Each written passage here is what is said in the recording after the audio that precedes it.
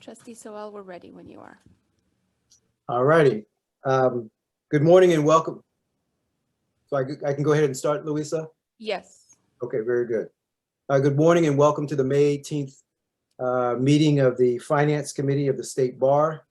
As a reminder, this meeting is being recorded. Louisa, could I get you to call the roll for us, please? Broughton, Present. Buenaventura, Good, Present. Sowell, Present. Tony. Present. You have a quorum. Very good. Next on the agenda is the call for public comment. The State Bar staff will attempt to recognize members of the public in the order that they appear. For those of you who are participating via Zoom, if you use the raise your hand function, you'll be recognized. For those that are participating via phone, if you use the *9 function, you will be recognized. And due to time restrictions, we generally limit public comment to about 3 minutes. Louisa, do we have folks in the queue for public comment? Yes, we have several hands raised. First, we have Susan Bakhtian. Ms. Bakhtian? Just as a reminder, this is the Finance Committee. This is not the full Board of Trustees meeting. So if your comments are finance related, please go ahead and leave your hand raised. If you'd like to wait to address the full board, please lower your hand and we will open a public comment period at the board meeting at approximately 10:45. Okay, we now have only one hand raised. Okay. Oh, I'm sorry. The board meeting, it's past 10:45, so board meeting will commence after the Finance Committee adjourns. We have one hand raised, Chair Sowell, and that's from Michael Sternberg. Mr. Sternberg, good to have you with us. You are recognized. Thank you, sir. Can you hear me? We can. I will admit to being confused myself. I think Louisa just fixed a lot of it, but obviously this is not going to be the 10:45 board meeting. Can somebody speak up and tell me when you think this meeting will end of the Finance Committee?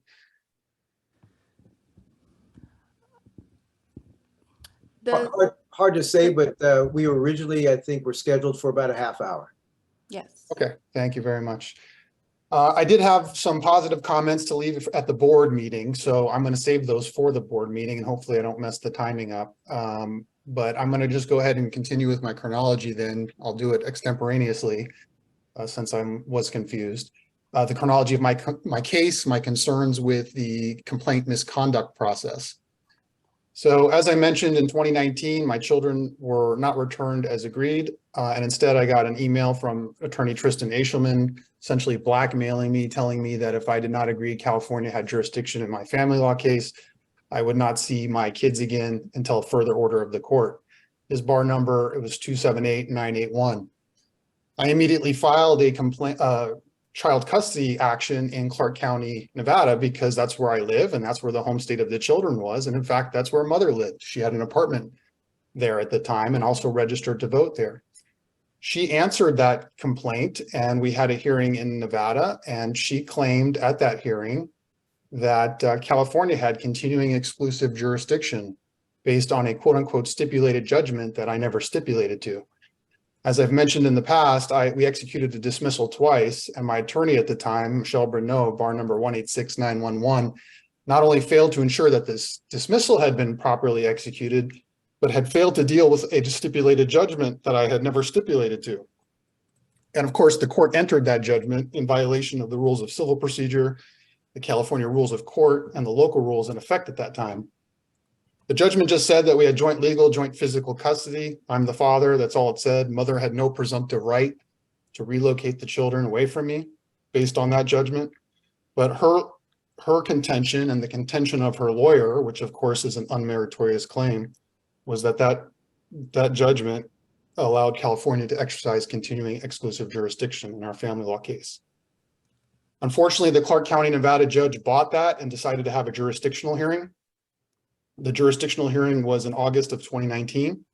In Nevada, we are very fortunate to have cameras in our courtrooms. That is something that you desperately need in California, especially in my case. As I've mentioned, my case is essentially a top secret case. After 4 years, You have a little less than 30 seconds remaining, Mr. Sternberg. thank you. After 4 years, several motions at both the Superior Court and appellate court level, I still do not even have access to my own court file, which is outrageous.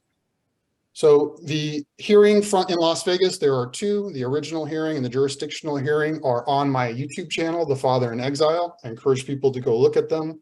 They clearly and unambiguously demonstrate judicial and professional misconduct, both in Nevada and California. I apologize, your time is up. Thank you so much for hearing me. I look forward to talking to the board.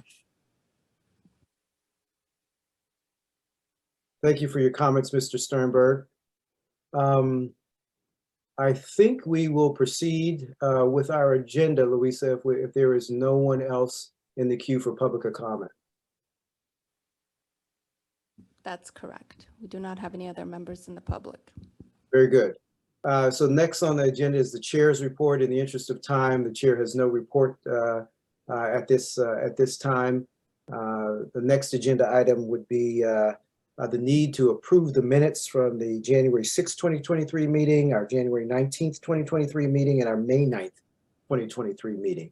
And Louisa, just so I'm clear, are we attempting to try to approve all three of those minutes, meeting minutes in one motion? Or are we doing these each separately? Just one motion. Just one motion. So moved. Have Mr. Tony has moved. Do we have a second?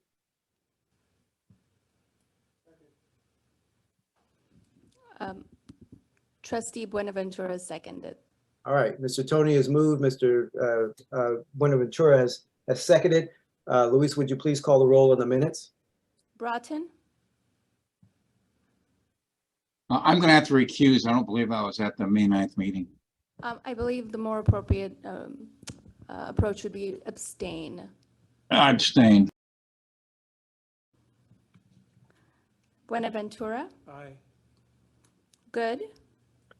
I abstain from approving the minutes of meetings where I was not present. Thank you.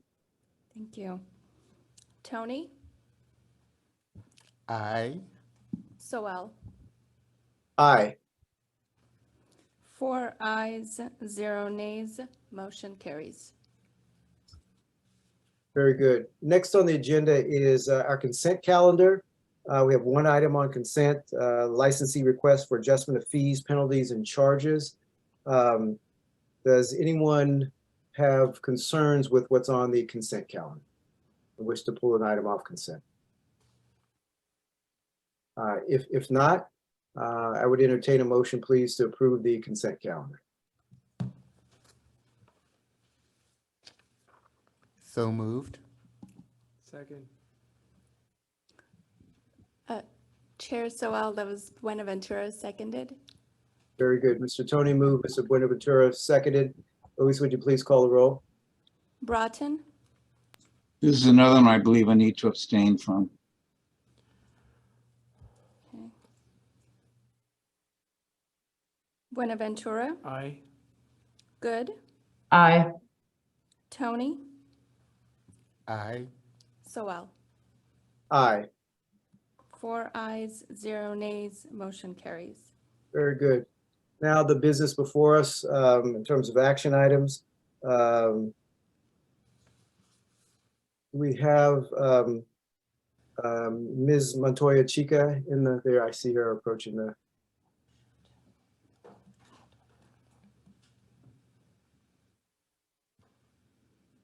Very good. Item number A is approval of 2022 quarter 4 financial statements and investment report and 2023 quarter 1 financial statements and investment report. Ms. Montoya Chica? Yes, thank you, Arnie.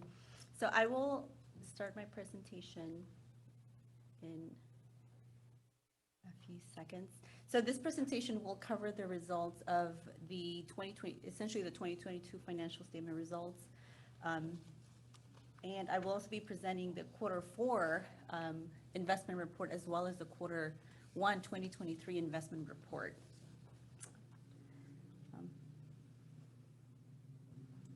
I'm going to start first by discussing the results of the 2022 year-to-date quarter four. And I do want to make a quick note.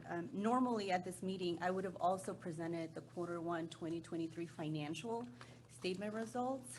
However, in the Office of Finance, we have had several circumstances that, we encountered, some being, reduced personnel due to various reasons, as well as some budget system issues that have been mentioned before. And those issues with the budget system is what we use to produce these quarterly reports. And in addition to, in quarter one, we also had the state audit, as well as the internal control review. So that normally doesn't happen. This year it happened all in Q1, so that really did put an additional strain on our workload. And with the reduced personnel, we just were not able to produce the quarter one reports on time. So I did want to acknowledge that, since it's May and we're barely discussing the 2022 results. You can go ahead, Lisa. So I'm going to start first by just giving some revenue highlights at the fund level, and then I'll follow it by the expense results. So this is just a summary of our operating revenues bar wide, and I also presented here at the fund level. I won't go into all of them. As you can see, a lot of our funds did come pretty close to budget on the revenue side. On the general fund, we did come a little bit above budget by close to $2 million, and that really is just more mandatory fees and law corp fees that we received than we had anticipated on the budget. The next fund, the Legal Services Trust Fund, which had a pretty significant surplus compared to what we had budgeted, close to $38 million. That's really because all the IOLTA sits under the Legal Services Trust Fund, and the IOLTA account balances have actually been a lot larger than what we had budgeted, as well as the interest rates much higher than we had budgeted. For 2022, we had budgeted an average interest rate of 0.68%, but every month it actually increased, and at the end of December, we were at 2%. So the combination of higher account balances and increasing interest rates really is what put those IOLTA revenues and pushed the Legal Services Trust to be significantly over budget by close to $40 million. And again, the admissions fund is the other fund that, as you can see, is also above budget on the revenue side. And this is really just the February and July exam fees that more applicants, took the exams than we had anticipated. So that helped get their revenues a little bit higher than our budget. And now moving on to the expense, as you can see, we were pretty good about budgeting our actuals to budget. There really isn't much variance in any of the funds other than the general fund. The general fund, I mentioned this at the last time when we reviewed the financial statements at the audit committee meeting, but at year end, we always have to convert what is basically our budget books into US GAAP basis for financial reporting. So what that means is that there's a lot of accounting adjustments that we have to make at year end to start preparing our books to comply with US GAAP and for the auditors to be able to audit a proper set of accounting books. So a lot of adjustments are made at year end. And that really is what drove the big variance between our budget to actuals.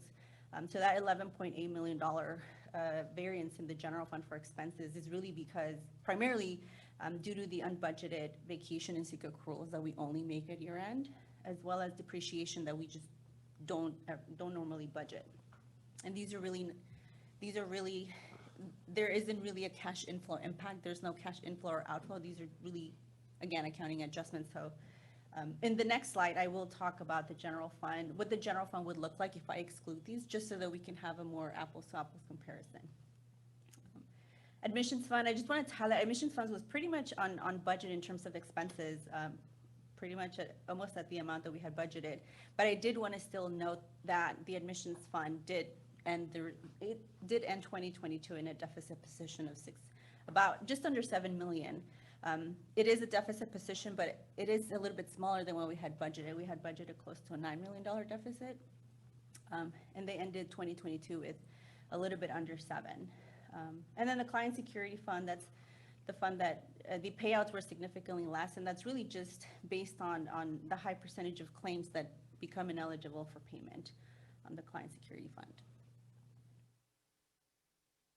So this is the slide that I wanted to kind of show what the general fund expenditures would look like if we had backed out all of these accounting adjustments. And they, as I mentioned, it's depreciation, different accruals, GASB 87, which was a new lease standard that we had to account for, as well as the principal portion on the loans that usually gets moved over to the balance sheet and doesn't really stay on the income statement, which is where on the budget side we do account for it. So if I back out all of these adjustments, the general fund ended up being at about 94 million. And that's comparing to our budget of almost 92 million. So we did still overspend in the general fund for 2022 by about $2.5 million. I just wanted to show the committee kind of, this is what we budgeted 92 million about, and then this is how much we ended if we don't account for all of these accounting adjustments. And that left us with a deficit, an adjusted deficit of 4.8 million in the general fund.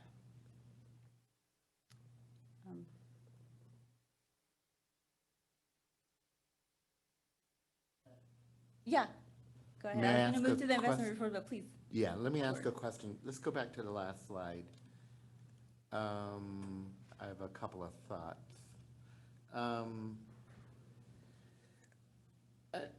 So there are a couple of general thoughts. One is that, you know, I do understand and it's sensitive to the staffing shortages. I do want to point out an irony in voting to approve the fiscal year 2022 financial report after we've already submitted the audit that's based on these. These are the numbers that have to go into the audit. Right. So just as a timing thing, I know we have a finance committee and an audit committee, but it'd be nice for the finance committee to kind of like concurrently be looking at this. So that's one comment. I want to encourage I want to encourage CFO Montoya Chico to request temporary staffing reassignments to help catch up with financial reporting. Within the organization, you need to advocate for what you need. That's my opinion. There was a comment on that a large portion of the $103 million, 0.4 budgeted expenses was largely made up of 4.5 million in unbudgeted vacation and sick accrual expenses, and 7.1 million of unbudgeted depreciation expense. And I'm just curious as to what are the steps that you're taking in future budgets to make sure that these are budgeted so we don't get this kind of, sounds like it was a surprise in some ways. No, so, we have gone back and forth about, do we budget depreciation, do we not? Where we are right now with the budget, which is really where everything starts, we budget things almost on a cash basis, where, the board the board primarily wants to know is how much revenues are we getting and how much expenses are we incurring each year. Depreciation is really just an accounting adjustment that we could budget. We always have to report it for financial reporting purposes. But I know we have budgeted in the past. I made the decision last year that we weren't going to budget. There really is no, we don't pay anything for depreciation for any given year. So Fair enough. the reality is that every year there will be these accounting adjustments. This year I am evaluating if we want to start budget, well, I should say for 2024, the accruals. Again, accruals, we have to make them their estimates, right, every year. It doesn't necessarily mean that that's the money that was spent, but it's the accruals that we estimate based on, all of our employees. So, Okay, thank you. You've explained it well. That sounds good. Thanks. before. Araceli, maybe before you go on to the investment report, maybe I should just ask if there are other questions on the financial statements before you go to the investment report. Members have questions on the financial statement? I have one, Mr. Chair. Please. Could you tell us what our reserves are, and historically, what has been the amount that the bar has sort of set a target goal at? So the reserve policy is set at 17%, which is about 2.5 months of our expenditures. For the past, at least couple years, we have been below. The ending reserve at the end of 2022 in the general fund was, I want to say around 12 million. In the 2023 budget that we adopted, that came down to about 8 million. So we are depleting the reserves if we're not able to really put money back into the general fund reserve. Do you know what the lowest amount reserves that we've had historically? In the general fund, I do not know what is the lowest amount we've historically had on the general fund. Okay. I can look, but I don't know what has been the lowest amount. And you said, so the amount you're targeting covers 2 months? The policy, yes, it's 70%, which is about 2 months worth of expenditures is what the general fund reserve should be. And just for a little bit of context, Ray, that is a threshold that we adopted because that is the reserve target for the judicial branch generally. So the trial courts, courts of appeal, et cetera, and we are part of the judicial branch. Understood. All right, thank you. Other questions from members on the financial statements? Araceli, I do have a couple, and one is I completely understand, and I think Mr. Tony also recognized the issue with the Q1. I would ask you, when do you think that you might be bringing that before the Finance Committee?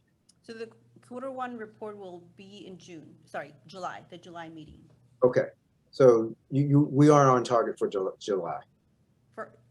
July, yes, it is. It would have been in this meeting, but for July, yes.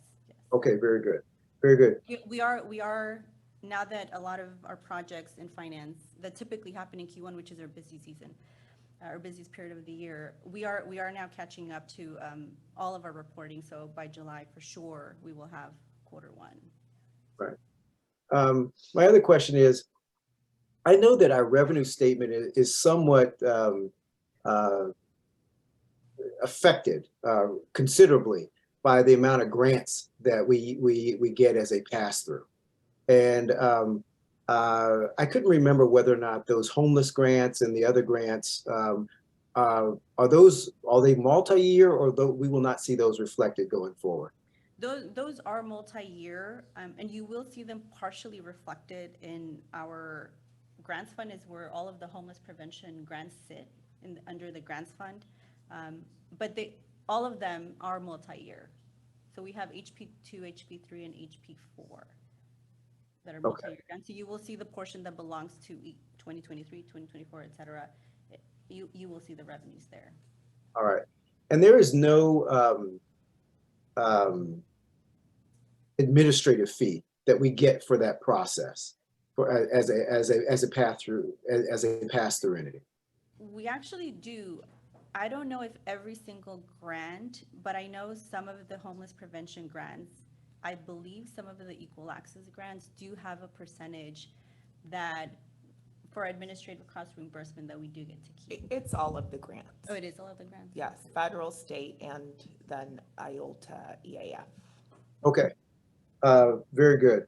And my last question is that in looking at one of the attachments, I noticed that there's a line item that says licensing fees and donations. And I didn't realize, I guess it's the first time it sort of struck me. Does the board actually get donations from time to time? The board? The bar receives donations for Yeah. the justice gap. Yes, there's a voluntary, there's a line when you pay your annual licensing fees, and you can Okay. make a donation. Okay. You know what? And I thank you for that, Leah. I think I did know that.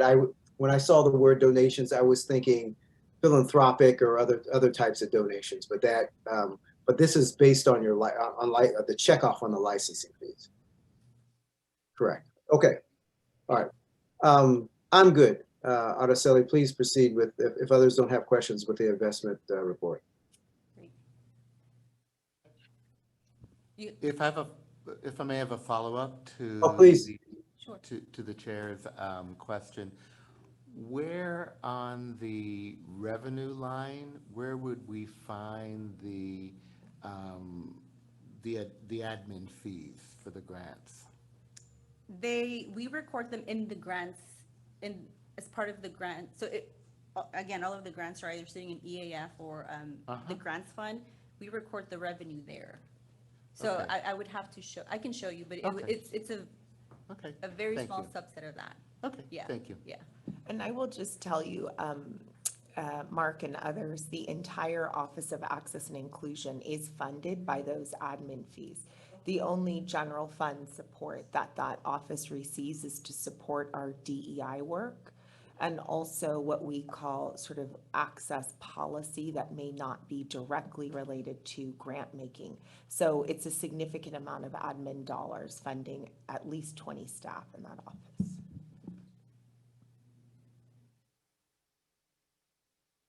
Other questions on the financial statement?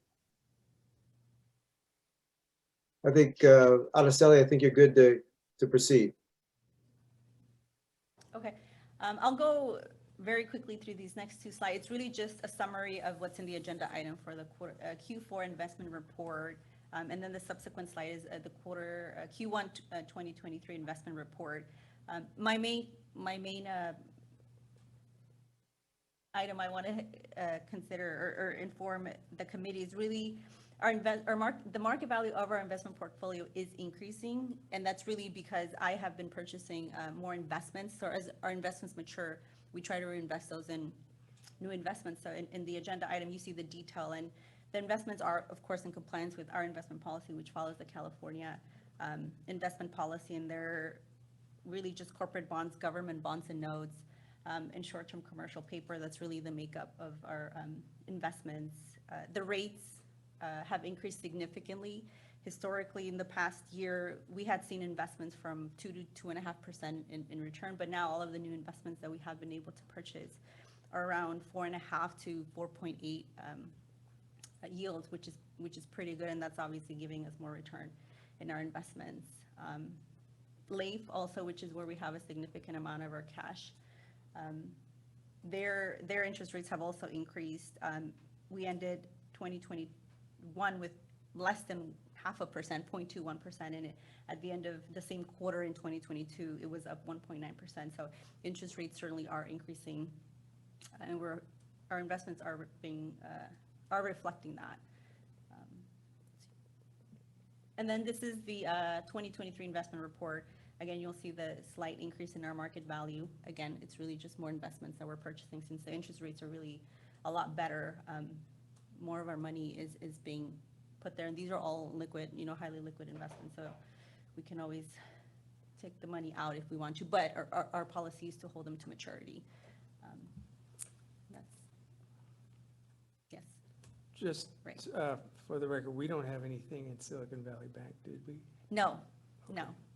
Our primary bank is Wells Fargo, and I had to ask. Just to make sure. I've tried to work with Wells Fargo just because of what did happen to make sure we have investments in safe investments.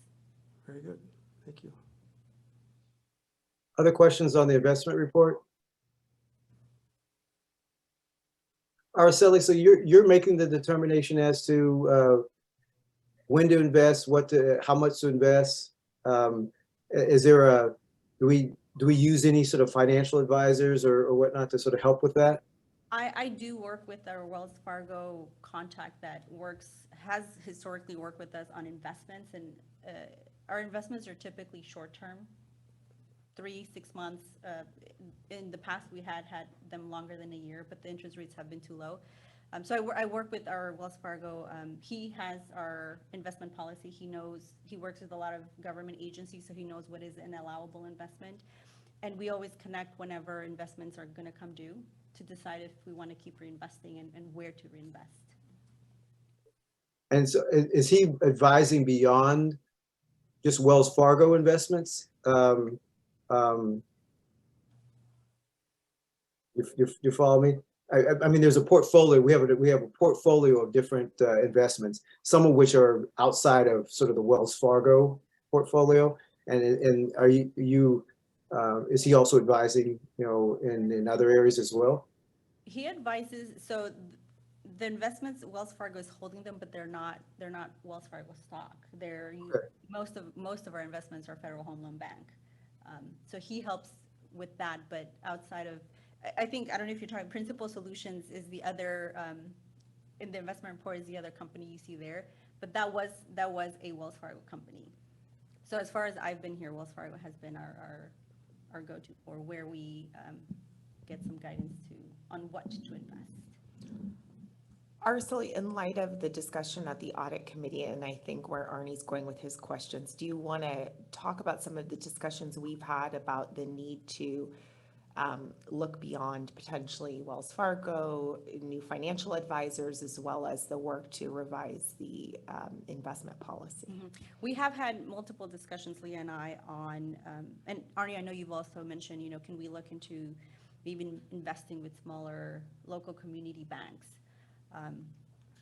Obviously, Wells Fargo is one of the big top 5 banks. There's a lot of security there.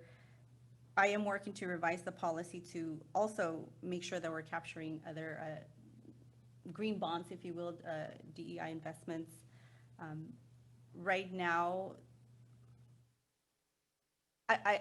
the policy the investment policy that we have makes it very, very difficult to invest in more investments than we're allowed to.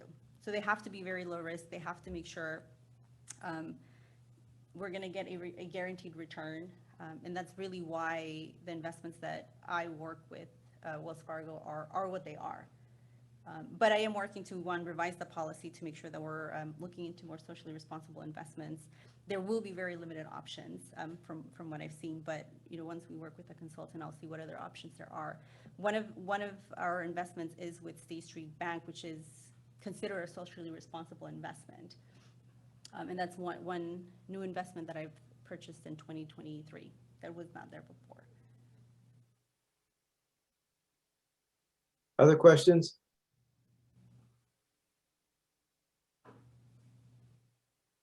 I can't tell if Mr. Broughton is getting ready to. Mr. Broughton, do you have a question?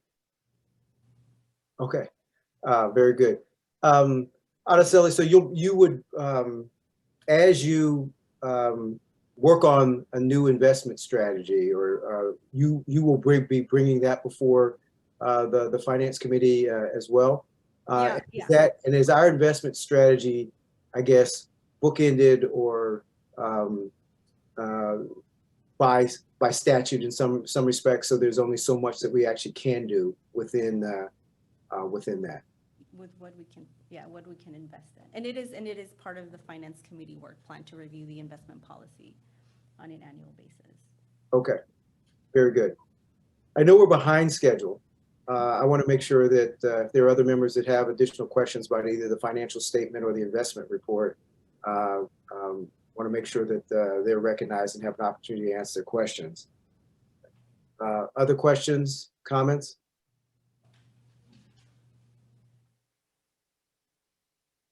If not, I think I need to entertain a motion to approve the financial statement and the investment, Q1 investment report.